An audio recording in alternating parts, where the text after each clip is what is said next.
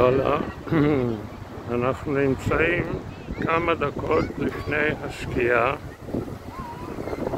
אתמול הראיתי לשמש את הסרט מישור של אריק דובאי, והסברתי לה שהיא לא אמורה לרדת למטה, היא אמורה להתרחק. ובואו נראה אם הפעם היא הבינה את זה. אולי היא תפתיע אותנו ברגע לפני שהיא תרד למטה. היא תתחיל לקטון ולהתרחק, כי מהצהריים היא בכלל לא קטנה, למרות הנרטיב של ארץ שטוחה שהיא מתרחקת. מהצהריים עד עכשיו לא ראיתי שום שינוי בגודל שלה. אז מעניין מה היא תעשה עכשיו.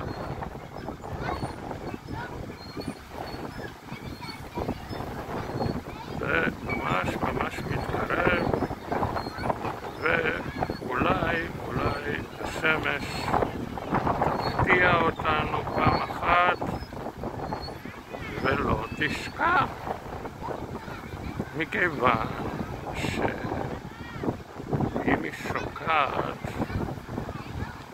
הרי מאחורי מה היא מסתתרת? שמש אור. לא יכולה ככה לעשות דווקא לאריק דובאי ולהראות שאת מסתתרת. זה לא ייתכן. בואו נראה.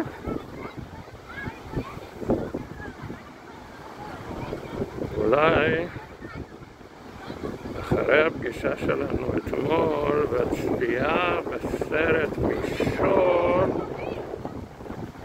אז את למדת לא לשקוע. ונראה, הנה את כבר נוגעת באופק.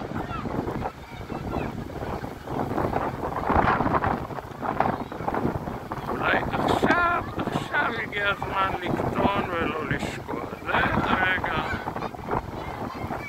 בואי נראה מה לעשות. את מתעקשת לשקוע זאת ולקלקל לאריק דובאי את הנרטיב. לא יפה מצדך, ממש לא יפה. איך אריק דובאי יסביר מאחורי מה את נמצאת? את משאירה אותו ללא הסברים. פשוט לא יפה מצדך. הנה בכל זאת את מתעקשת לשקוע כמעט חצי מתחת לאופק. שמש, באמת, אי אפשר ללמד אותך כלום.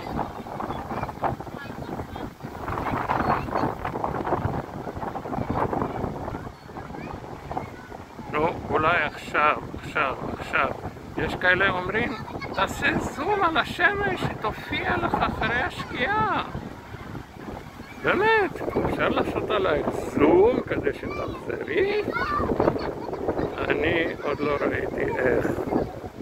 את נמצאת מאחורי משהו.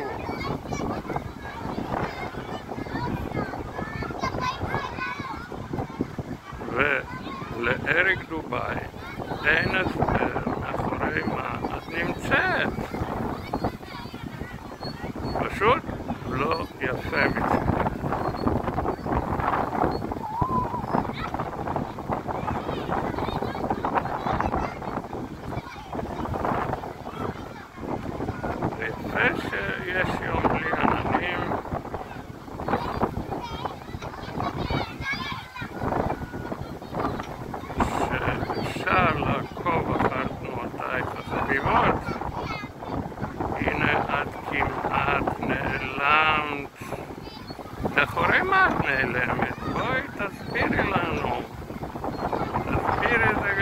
דרך דובאי.